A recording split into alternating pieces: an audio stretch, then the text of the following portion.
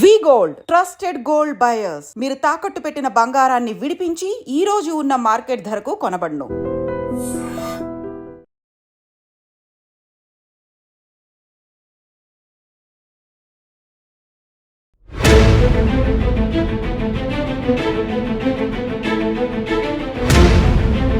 చెప్పం చిన్నప్పటి నుంచి పోలీస్ అవ్వాలనుకున్నాడు, ఎందుకు గ్రీవెన్స్లోకి వెళ్ళాడు, ఆ విషయం ఎప్పుడు తెలిసింది? కానిస్టేబుల్ అన్నాడు, తర్వాత ఇట్టు పోయింది అయ్యా, మాకు అంతవరకే తెలుసు. చెప్పకుండా పోయిండు.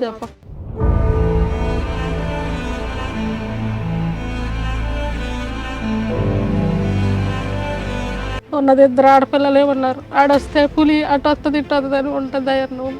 మేము శాతగాని వాళ్ళం ఏం చేస్తాం?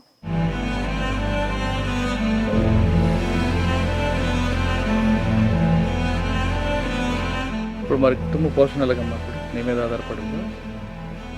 వాడు చచ్చిపోయే ముందు కూడా నా తర్వాత నువ్వే కాక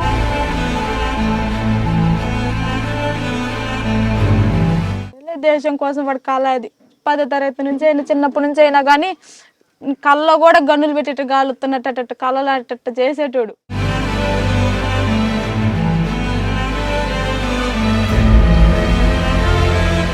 welcome to I dream. Maoist మందు పాత్ర పేల్చిన ఘటనలో చనిపోయిన పవన్ కళ్యాణ్ గ్రేహౌండ్ కానిస్టేబుల్ ఇంటి దగ్గర ఉన్నాం. ప్రస్తుతం వాళ్ళ అమ్మగారు ఆదిలక్ష్మి గారు మనతో ఉన్నారు. ఆమెను అడిగి పూర్తి వివరాలు తెలుసుకుంటాం. నమస్తే అమ్మ. మీకు జరిగిన కష్టం నష్టం ఎవరు పూడ్చలేరు. చెప్పమ్మ, చిన్నప్పటి నుంచి పోలీస్ అవ్వాలనుకున్నాడు, ఎందుకు గ్రీవెన్స్లోకి వెళ్ళాడు, ఆ విషయం ఎప్పుడు తెలిసింది? పోలీస్ కావాలని ఉన్నదేమో కరెక్టే, కానీ తర్వాత మాకు అటు కానిస్టేబుల్ అన్నాడు, తర్వాత ఇట్టు పోయింది అయ్యా, మాకు అంతవరకే తెలుసు. చెప్పకుండా ఫలాందని మాకు తెలియదు. జాబు కానిస్టేబుల్ అన్నాడు, నల్లగొండ వేస్తున్నాడు అన్నాడు. నల్లగొండ మార్చుకున్నాడు రేపు పోయేది, మరి ఎందుకు బాగాలేదు అని నేను లేపరండి నవ్విండు. వాళ్ళని ఎక్కబోతున్నా, మీకు దగ్గర ఉంటా అన్నాడు, మీకు తోడు ఉంటా అన్నాడు. ఇట్లయితే వారానికి వస్తా, అడిగైతే నేను రాలేను అన్నాడు. ఇంకంతవరకే మాకు తెలుసు. అది ఎప్పుడు తెలిసిందమ్మా ఈ సంఘటన? వాడు పోయే రోజే మాకు తెలుసు. అంటే ఫలానా జాబ్ అని కాదు, కానీ దగ్గర ఉంటా వస్తా నేను మార్పించుకున్నా అన్నాడు. ఈ సంఘటన ఎప్పుడు తెలిసింది మీకు? ఈ సంఘటన బుధవారం ఎప్పుడు నాయన అన్నది 8వ తారీఖు. 8వ తారీఖు మీకు ఒకే అబ్బాయా? ఒక్కడే. మరి ఎలాగే మీరు చేతికి అందిన కొడుకు చనిపోయాడు, కొడుకు చచ్చిపోయాడే బాధ. అంటే ఈ అదృష్టం అనేది మీకైతే నష్టం కదా? చిన్న నష్టం కాదు, కడుపు కోత, మా బాధ వేదన మాకు దిక్కు తెలిసేది కాదు. కొండొచ్చుకొని ఒరిగిపోయినట్టే ఉంది, కొండ ఒరిగినట్టే ఉంది సార్. మాకు మా బాధ దిక్కు తెలిసేది కాదు. ఉన్నది ఇద్దరు ఆడపిల్లలే ఉన్నారు. ఆడొస్తే పులి అటు వస్తుంది ఇటు వస్తుంది అని ఉంటుంది ధైర్యం.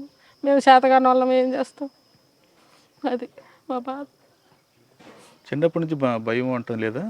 భయం ఏమి ఉండదు, బాగానే అందరితో మర్యాదగా ఉంటాడు, మాట్లాడతాడు. పోలీసులు చెప్తున్నారు అంతమందిని కంట్రోల్ చేయడానికి ఒక్కడే వెళ్ళి ఫైట్ చేశాడు అంటే, అంత ధైర్యం ఎక్కడి నుంచి వచ్చింది? ఉంటుంది, ధైర్యం ఉంటుంది, దానికి భయం ఉంటుంది, ధైర్యం ఉంటుంది, కానీ ఉన్నాంగా వదిలేసిండు భయం. ఒకసారి ఆర్మీకి 10వ తరగతిలోనే పోవాలంటేనే అరిసిన వద్దన్న మానుకున్నాడు. ఆ భయం కొంది ఇది చెప్పలేడు ఫలానా చాటకపోతున్నామని. ముందు నుంచి పోలీసు ఆర్మీ వెళ్ళాలి ఉంది. పోలీసు అవుతా చక్కగా నిలబడతా అట్లా చేస్తూ ఉంటాడు, కానీ జరాగా అంట ఇట్లా అయింది. అది ఇప్పుడు మరి కుటుంబ పోషణ ఎలాగమ్మా? ఇప్పుడు నీ మీద ఆధారపడిందా? వాడు చచ్చిపోయే ముందు కూడా నా తర్వాత నువ్వే కాక సతక్క, నా తర్వాత నువ్వే కదా అనేది. ఇంకా హాస్టల్కి పోతాడు కదా, అట్లా అంటుండేమోలే అనుకుండేది. ఇప్పుడు వాళ్ళ ముగ్గురు బాధ్యత నా నెత్తిని పోతాడు పెట్టి పోయింటని నేను అనుకోలే, అట్టు పోతాడు అనుకోలే నేను.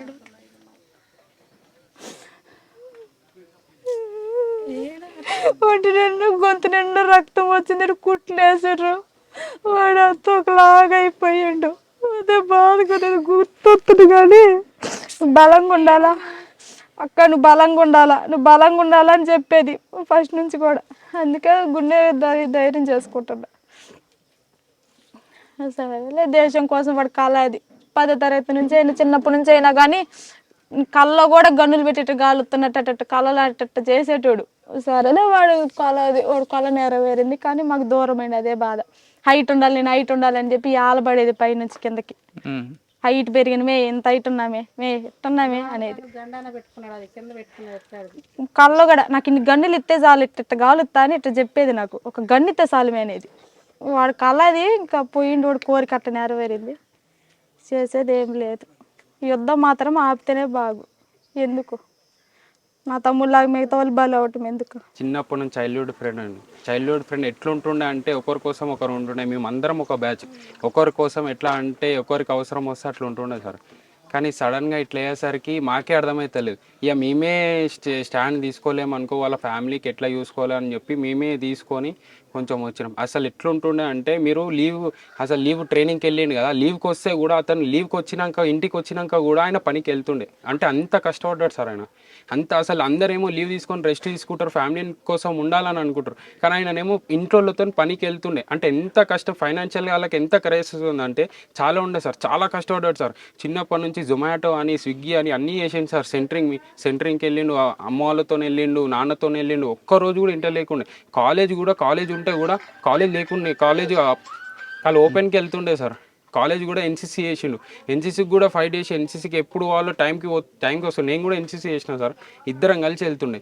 అసలు ఎట్లుండే ఆ బాండింగ్ అనేది అసలు ఇప్పుడు అర్థమవుతలేదు సార్. అది ఎట్లయినా కూడా అర్థమవుతలేదు. కానీ ఇక ఫ్యామిలీకి ఒక సపోర్ట్ అయితే కావాలి సార్. మీ నుంచి కూడా కావాలి సార్ సపోర్ట్ అయితే.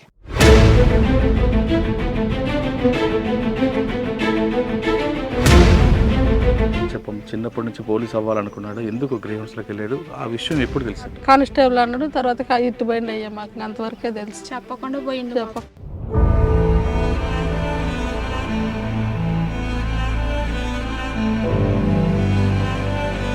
ఉన్నది 2 ఆడపిల్లలే ఉన్నారు. ఆడొస్తే పులి అటు వస్తుంది ఇటు వస్తుంది అని ఉంటుంది. అయ్యారు నువ్వు మేము శాతగాని వాళ్ళం ఏం చేస్తాం?